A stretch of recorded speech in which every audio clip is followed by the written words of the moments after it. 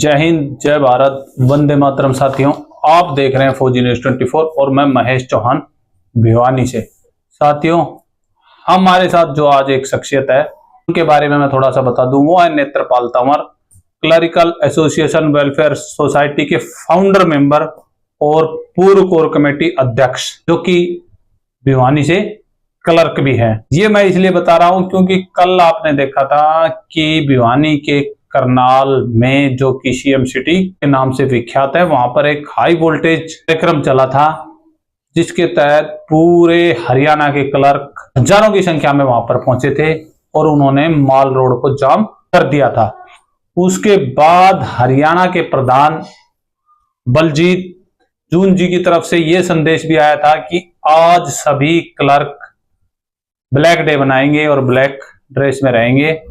तो उसी के तहत आप सभी भी देख रहे हैं, हम भी देख रहे हैं कि नेत्रपाल जी ब्लैक टी शर्ट में हैं और हमें घूमते फिरते मिल गए। तो हमने इनसे बात करना जरूरी समझा कि आम जनता भी समझे कि ये क्या है, सीएडब्ल्यूएस क्यों प्रदर्शन कर रहा है, क्या ये वोटों की राजनीति है या क्लर्कों का बहुत ही जायज मुद्दा है। क्योंकि अगर क्लर्क हड़ताल पर जाते हैं तो आम जनता सीधी सीधी प्रभावित होती है। पिछली बार भी जब 40-45 दिन क्लर्कों ने जो हड़ताल की थी तो सारी रजिस्ट्रियां बंद हो गए थे, सभी डिपार्टमेंट्स के काम बंद हो गए थे, तो आम जनता में त्राहिमाम मच गया था। और अब फिर क्लरिकल एसोसिएशन वेलफेयर सोसाइटी ने कहा है कि 14 तारीख तक हमारी मांग नहीं मानी तो 15 से हम चले जाएंगे हड़ताल पर। तो सबसे पहले मैं नेत्रपाल जी से पूछना चाहूंगा कि भाई ये सीएडब्ल्यूएस की जरूरत क्यों पड़ी। विक्रांत तंवर जी के बारे में आपके क्या विचार है? नमस्कार चौहान साहब। नमस्कार जी। मेरी तरफ से सभी हरियाणा वासियों को, मेरे अपने लिपिक साथियों को जय हिंद, जय भारत। जैसे कि आपने पता है कि चौहान साहब लिपिक अपनी मांगों को लेकर के काफी लंबे समय से हरियाणा सरकार के सामने अपना निवेदन कर रहे हैं, लेकिन हरियाणा सरकार बार बार कहने के बावजूद भी अपनी बातों से मुकर जाती है और उसका नतीजा ये रहता है कि हमको क्लर्कों को खास तौर से मायूसी झेलनी पड़ती है। पिछले साल जैसे कि आपको पता है कि 5 जुलाई से लेकर 15 अगस्त तक लिपिकों ने पूरे हरियाणा के अंदर हड़ताल किया था 42 दिन की।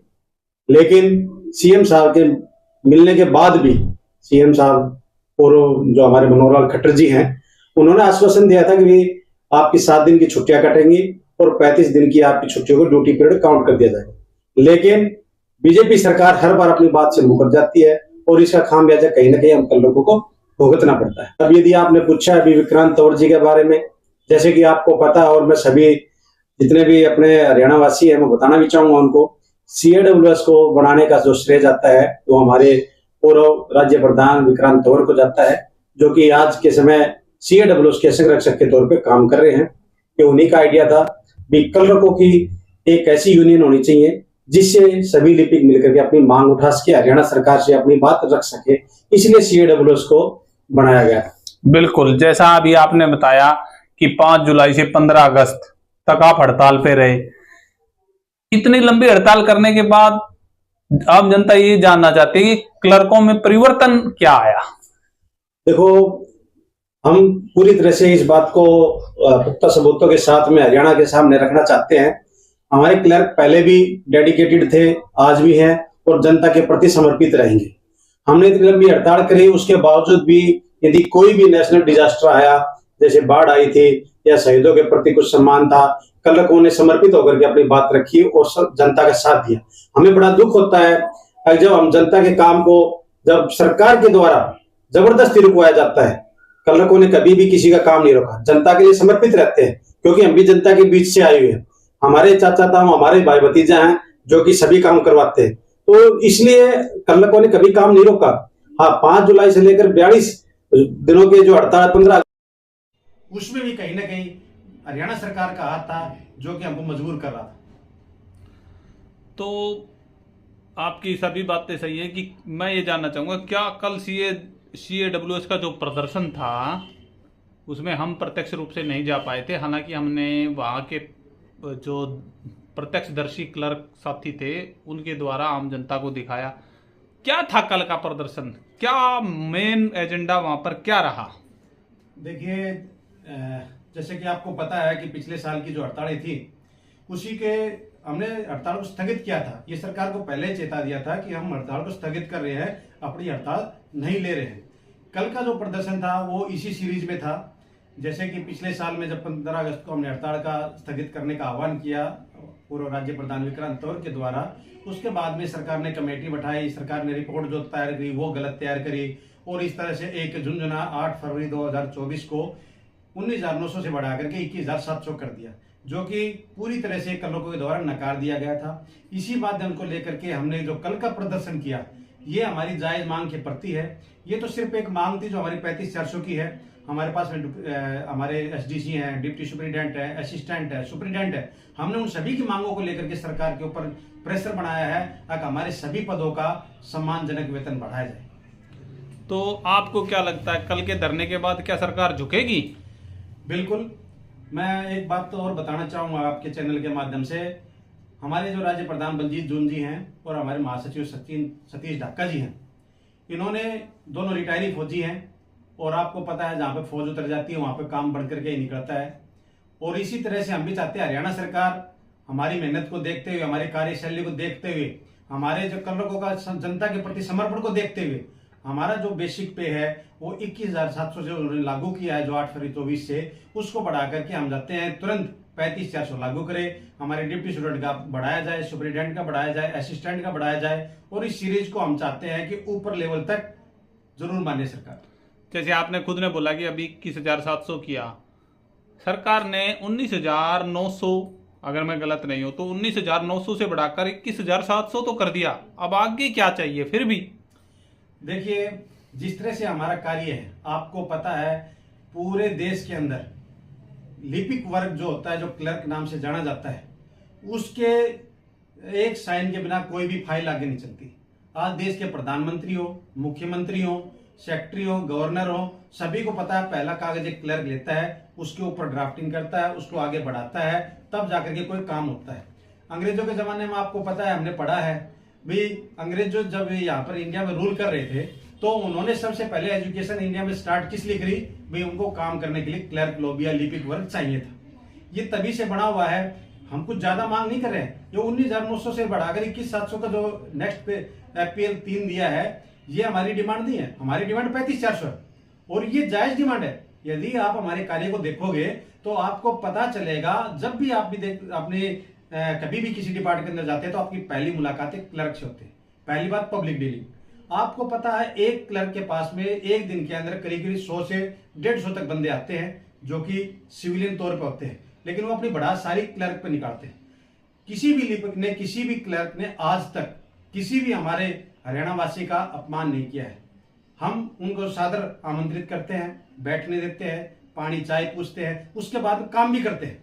लेकिन हरियाणा सरकार इस चीज को नहीं देख रही है और क्लर्कों को एक निम्न स्तर का मान करके हमारे पे स्केल को कम कर रही है। हमारी डिमांड है इस बार जो हमारे जो प्रदर्शन हो रहा है, इसका रिजल्ट फ्रूटफुल होना चाहिए, ताकि हम और सच्चे मन से, तन से, धन से पूरी तरह से हरियाणा के प्रति समर्पित हो। बिल्कुल। अब नेत्रपाल जी, अभी आपने जो बात करी 2 पूर्व सैनिकों की, जिसमें राज्य प्रधान हमारे पूर्व सैनिक बलजीत जून जी और महासचिव सतीश ढाका जी, सभी पूर्व सैनिक भी और सभी आगे आंदोलन करने वाले संगठन, क्योंकि कोई ना कोई संगठन किसी न किसी विषय को लेकर आंदोलनरत रहता है, तो इन्होंने किस प्रकार से ऐसी क्या रणनीति अपनाई कि 4 घंटे में ही हरियाणा सरकार को बैकफुट पर ले गए? देखिए चौहान साहब, ये कोइंसिडेंट ही है कि आप भी एक पूर्व सैनिक हैं और मैं भी रिटायर्ड एयरफोर्स हूँ, और हमारे जो राज्य प्रधान और महासचिव जी हैं वो दोनों भी फौजी ही हैं। तो इसलिए इस बार हमारी जो CAWS की कमांड है, यूँ कह सकते हैं कि भूतपूर्व सैनिकों के पास में है। और इस बार जो इन लोगों ने अपनी जो स्ट्रेटेजी बनाई है वो पूरी तरह से प्लान करके बनाई है, ताकि हम इस बार जो कल का प्रदर्शन था उसको किस तरह से हम इतना बढ़ा दें अगर हरियाणा सरकार बैकफुट पे आ जाए। तुरंत आपको पता चला होगा कि जैसे ही शाम हुई, शाम को आते आते ही हमारे आदरणीय CM साहब नायब सिंह सैनी जी ने उनको अपने पास बुला लिया और वहां पर बात करने तक का उन्होंने समय भी दिया और बात भी करी। तो हमारे पूर्व सैनिकों की जो भी रणनीति है हमेशा कामयाब रही है, चाहे वो फौज में रही हो, चाहे वो सिविल में रही हो। तो इनके लिए हमारे आदरणीय जो राज्य प्रधान बलजीत जून जी हैं और हमारे सम्मानित साथी सतीश ढाका जी हैं, वो तो मेरी तरफ से बधाई के पात्र हैं और सभी लिपिक वर्ग के लिए गर्व का महसूस पल है। बिल्कुल बिल्कुल। तो साथियों, जो भी दर्शक देख रहे हैं, लिपिक वर्ग के साथ साथ एक पूर्व सैनिक वर्ग को भी इन पर गर्व है कि पूर्व सैनिकों ने मोर्चा संभाला तो 4 घंटे में हरियाणा सरकार घुटने के बल वार्ता करने के लिए आ गई। एक बहुत बड़ी बात है। लेकिन इसी के साथ साथ नेत्रपाल जी, एक बात उठती है कि इन सब कार्रवाई में अगर हम कहें कि भाई बलजीत जून जी और महासचिव सतीश जी ने ही पूरी कमान संभाल ली, तो क्या जिला प्रधानों का क्या रोल है इसमें? बिल्कुल सही है चौहान साहब, आपको पता है कि जिस तरह समाज की सबसे छोटी गई परिवार होती है, उसी तरह से हमारे CAW जो संगठन है, क्लेरिकल एसोसिएशन वेलफेयर सोसाइटी, इनकी रीढ़ की हड्डी हमारे जिला प्रधान का काम कर रहे हैं। बिना जिला प्रधानों के हमें पता है कि हर विभाग तक नहीं पहुंचा जा सकता। जब CAW को फॉर्मेशन दिया गया था, उस समय जिला प्रधान, जिला कोऑर्डिनेटर, जोनल कोऑर्डिनेटर के साथ में एक कोर कमेटी बना करके राज्य प्रधान और महासचिव के लिए तैयार कर दिए गए थे। और उसी का श्रेय मैं स्पेशली जिला प्रधानों को बहुत बहुत धन्यवाद देना चाहूंगा, जिन्होंने दिन रात मेहनत करके हर विभाग के अंदर हमारे पंपलेट पहुंचाए, सभी साथियों को मोटिवेट किया और 22 के 22 जिले, कल जब करनाल के अंदर प्रदर्शन हो रहा था, आपने देखा होगा 3 किलोमीटर तक भी हमारा जो काफिला था बहुत लंबा चला था और करनाल के रोड सारे जाम हो गए थे। और वो सभी यदि एक श्रेय जाना चाहे तो हमारे जिला प्रधानों को जाता है। 22 के 22 जिला प्रधान और हमारे जो पूर्व में रहे जिला प्रधान हैं, वो सभी आज भी एक यूनाइट की तरह काम कर रहे हैं। और उसका असर ही ये देखिए, सभी क्लर्क एक दूसरे को विश्वास करके अपनी मुहिम 35-400 को ऊपर लेकर के जा रहे हैं। बिल्कुल बिल्कुल। तो दर्शकों, आपने देखा, ये थे हमारे साथ पूर्व वायुसैनिक और क्लर्क नेत्रपाल तंवर भिवानी से। इनसे विशेष चर्चा हुई कि क्लर्क हड़ताल पर क्यों जाना चाह रहे हैं, क्योंकि कहीं ना कहीं हरियाणा में क्लर्क, या मैं ये कहूँ देश में, अगर क्लर्क हड़ताल पर जाता है तो पूरा देश रुक जाता है।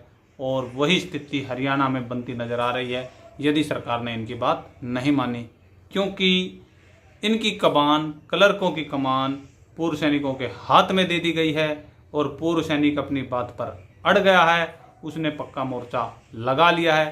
अब देखने की बात यह रहेगी कि 10 तारीख को जो CM साहब ने इनको डेलीगेशन को निमंत्रण दिया है वो कितना सक्सेसफुल होता है, या 21,700 की जगह इनको थोड़ा बहुत कुछ बढ़ाया जाता है, या ये क्या कंप्रोमाइज़ करते हैं। तो जुड़े रहें फौजी न्यूज़ 24 के साथ और चैनल को सब्सक्राइब करना ना भूलें साथियों, ताकि CAWS की पल पल की रिपोर्ट आप तक पहुंचती रहे।